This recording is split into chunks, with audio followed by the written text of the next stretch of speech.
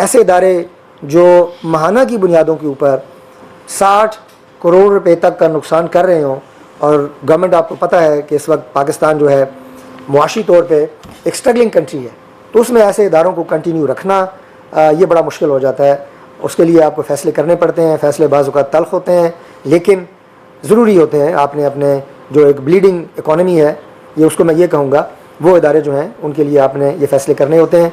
लेकिन मुझे खुशी है कि एक ऐसा पैकेज आज अनाउंस हुआ है जिस पे हमारे तमाम यूटिलिटी स्टोर्स के जो मुलाजमीन हैं, हमारे भाई, उनका इस पर इत्तफ़ाक़ है। इंशाअल्लाह जो प्राइम मिनिस्टर साहब का विज़न है इस पाकिस्तान को आगे लेके जाने के हवाले से, वो सब आपके सामने है।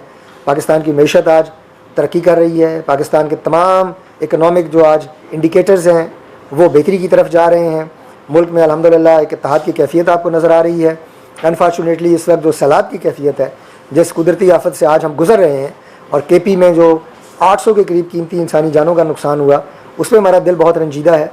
और पाकिस्तान भर से तमाम मुखय्यर हज़रात, तंजीमें उनकी इमदाद के लिए पहुँची। तमाम हमारे तीनों जो चीफ़ मिनिस्टर्स थे उन्होंने पूरी पेशकश की और जहाँ तक हो सकता था इमदाद वहाँ पे भेजी। प्राइम मिनिस्टर साहब की डायरेक्शन पे खुसूसी इमदादी पैकेज जो है वो वहाँ पे दिए गए। NDA में उनके जवान वहाँ पे पहुँचे, और मैं तारीफ़ करूँगा कि जिस तरह फ़ौज के जवान वो वहाँ पे काम कर रहे हैं गाँव-गाँव और एक एक इलाके में जो कि सैलाब से मुतासरा है। और वही कैफियत आज आप देख रहे हैं कि पंजाब के अंदर है। ये तमाम इदारे आज पंजाब में भी, चीफ़ मिनिस्टर मरियम नवाज शरीफ साहिबा ख़ुद, उनकी पूरी टीम, डिस्ट्रिक्ट एडमिनिस्ट्रेशंस, आर्मी के जवान, उनके हेलीकॉप्टर्स, उनके अफसरान, तमाम जो है NDMA, PDMAs, प्राइम मिनिस्टर साहब की तमाम टीम्स, और यहाँ पे अल्हम्दुलिल्लाह जानों को बचाया गया, रेस्क्यू किया गया। तो ये वो तमाम, लेकिन इसमें जो बात मैं करने लगा था वो ये था कि आज इस मौके पे भी आपको पूरी कौम जो है वो मुत्तहिद नज़र आती है। बिल्कुल उसी तरह कि जिस तरह बनियानुल मरसूस ऑपरेशन जब हुआ, अल्लाह ताला ने आपको फ़तह दी, उससे जो कौम इकट्ठी हुई है आज तक वो कौम का इत्तेहाद बरकरार है, और ये बरकरार रहेगा। इंशाअल्लाह पाकिस्तान आगे बढ़ेगा, और जिस अजीम मकसद के लिए पाकिस्तान बना था उस मंजिल की तकमील, ये हमारा मिशन है। तो मैं इन अल्फाज के बाद दरख्वास्त करूँगा राजा मस्कीन साहब से कि वो अपने ख्यालात का इज़हार करें।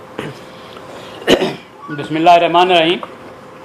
मैं डॉक्टर साहब का, राणा साहब का, अपने मिनिस्टर साहब का, MD साहब का, बल्कि प्राइम मिनिस्टर साहब की निगरानी में जो कमेटी बनी है, प्राइम मिनिस्टर साहब का, पूरी टीम का शुक्रिया अदा करता हूँ। ये पैकेज जो उन्होंने अनाउंस किया हमारे लिए, और ये मैं तवक्को करता हूँ कि ज़्यादा से ज़्यादा ये पैसे भी ट्रांसफ़र करेंगे ताकि मुलाजमीन के अकाउंट्स में ये जा सकें। बहुत फैसले, ये एक बड़े लंबे अरसे के बाद, 50 साल के बाद हम ये फैसला कर रहे हैं, ताकि दुखी दिल के साथ इसको हम तस्लीम कर रहे हैं गवर्नमेंट के साथ बैठ कर, और गवर्नमेंट का शुक्रिया भी अदा कर रहे हैं। जिस तरह एक तरफ तो लोगों के रोज़गार ख़त्म है, लेकिन मुल्क के मफाद के हवाले से कुछ फ़ैसले ऐसे भी होते हैं जो बर्दाश्त करने पड़ते हैं। जब मुल्क है तो अदारे भी हैं, अदारे दोबारा बन जाते हैं। मैं तवक्को करता हूँ कि हो सकता है कि यही अदारा कल हालात इस तरह के बन जाए कि मेरे मालिक ये आज मुल्क में वबा आ रही हैं, तूफ़ान हैं, ज़लज़ले हैं, सैलाब है, ये हर जगह काम करता रहा है। तो हो सकता है कल गवर्नमेंट को फिर ज़रूरत पड़ जाए। इसको तकरीबन 1 साल का टाइम दिया गया है इसको प्राइवेटाइज करने के लिए। तो हम तवक्को करते हैं कि अगर इसका जो बोझ था अदारा बर्दाश्त नहीं कर सका, अब ये बोझ कम हो जाएगा, तो हो सकता है ये अदारा दोबारा भी चल पड़े, गवर्नमेंट को ज़रूरत पेश आए तो हम फिर गवर्नमेंट के साथ मिलकर आवाम की खिदमत करने के लिए तैयार होंगे।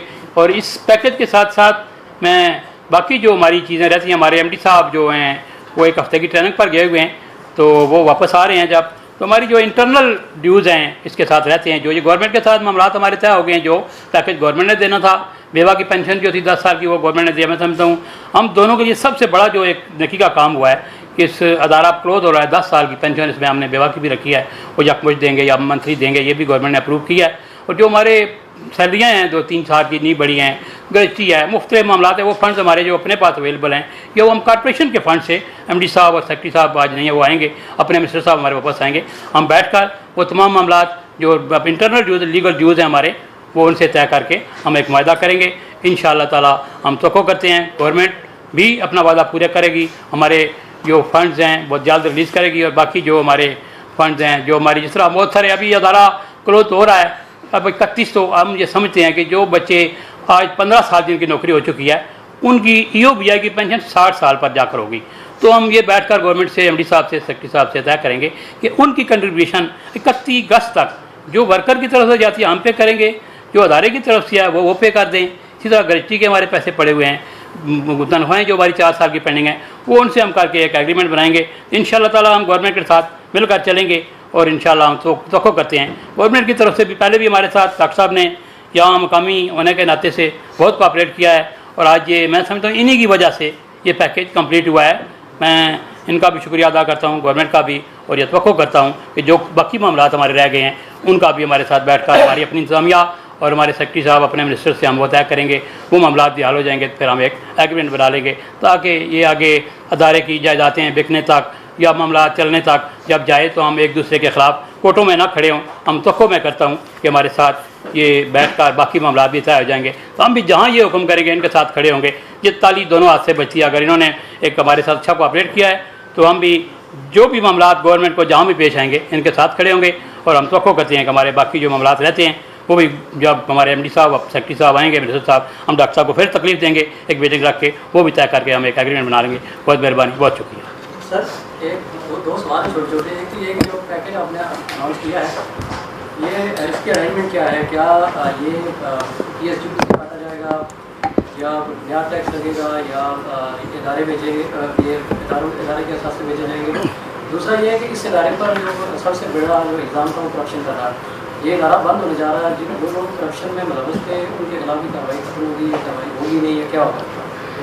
देखिए, मैं ये बात जो हालांकि मस्कीन साहब ने जो बात की है तो मैं चाह रहा था कि मैं दोबारा ज़रा क्लैरिफाई कर दूं, और आपने सवाल भी तकरीबन वही किया है। ये बात ध्यान में रखी जाए कि इस इदारे की जो प्रॉपर्टीज़ हैं उनकी जो ऑक्शन है वो करके जो वेंडर्स की लाइबिलिटीज़ हैं वो अदा की जाएंगी, और बाकी मामला जो गवर्नमेंट ने पैसे अभी दिए हैं उनमें से कुछ पैसे गवर्नमेंट को वापस किए जाएंगे। ये जो पैकेज अनाउंस हुआ है एम्प्लॉइज़ के लिए, जो मैं दोबारा एक लाइन में दोहरा देता हूँ कि 19.5 अरब रुपया तमाम एम्प्लॉइज़ के लिए बल्क में, जो हमारे रेगुलर हैं, कॉन्ट्रैक्चुअल्स हैं, डेली वेजर्स हैं। उसके बाद 5.7 अरब जो टर्मिनल ड्यूज़ और विडोज़ पैकेज है, और उसके बाद 3 बिलियन जो इनकी सैलरीज रिमेनिंग है, ये जो 28.2 अरब है ये पैकेज जी 2.5 महीने की सैलरी इसमें अभी ओवरऑल 28.2 अरब है।